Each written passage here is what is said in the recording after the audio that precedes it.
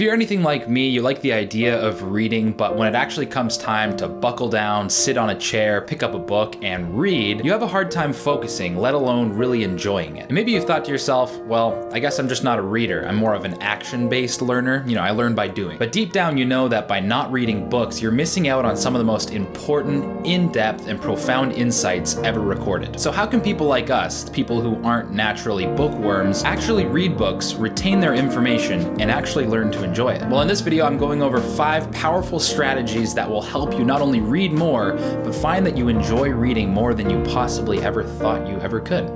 Tip number 1, if you want to start reading, don't overachieve. It's very easy to say, yeah, I'm going to read a book a week from now on, but your past is telling you're not going to. So in order to break into the habit of reading, you need to set your standards almost comically low. I'm talking 1 page a day. Reading 1 page usually only takes about 60 seconds if you're an average speed reader, and well, it's an extremely easy task. But remember, it's just as easy not to do, so make sure you do it. Don't make not doing it an option. And if you want to keep reading after you've read your daily page, go for it. But the important thing is to get that 1 page in. Tip number 2 is read before going on the internet. You don't need me to tell you that the internet is an ADHD-inducing place full of cheap dopamine highs and shallow thinking. Checking your Facebook, Instagram, Pinterest, and Reddit before reading a good book is like binge eating Skittles before tasting a fine wine. The wine will taste way worse and you'll feel too sick to drink it anyways. Point being, read books before your brain is zapped by the internet. A great way to do this, obviously, is to read first thing in the morning, which brings me right to my next tip. Tip number 3 is bunch your habits. Habit bunching is when you pair an already existing habit that you enjoy doing with a habit that you're trying to work on. If it's a habit for you to drink a nice hot cup of coffee in the morning, then pair that habit with reading. An easy way to do this is to put the book you want to read next to your coffee maker in the morning, so when you get up and make yourself a cup of coffee, you'll see the book and you'll grab it and go. By bunching an already existing habit with one you're trying to work on, not only will it be easier to work on that new habit, but the enjoyability of the first habit may even rub off on the second one. Tip number 4 is try audiobooks. Listening to audiobooks is a great way to soak in the information of a book while still being able to multitask. One of my favorite things to do, especially if I have to read a book for school, is to listen to the book while I'm working out. And if you enjoy working out like I do, this counts as habit bunching.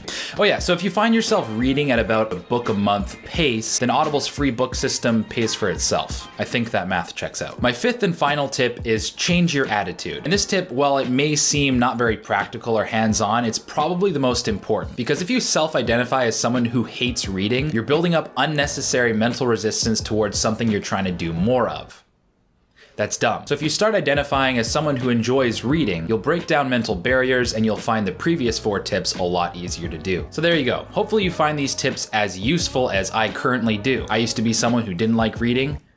Reading is not a hard activity in and of itself because you're just kind of looking and understanding paper. But in this day and age with so many distractions, especially because of the internet, it definitely is a lot more difficult to eliminate those distractions and just focus on doing something a little bit slower paced for a while. While I'm definitely not a bookworm right now, these tips definitely help me get to a point where I'm regularly reading good books and making myself smarter, and I feel a lot better because of it. If you like this video, be sure to hit that like button. If you like videos like these in general, hit that subscribe button. Leave a comment because I love seeing your comments and I respond to all of them.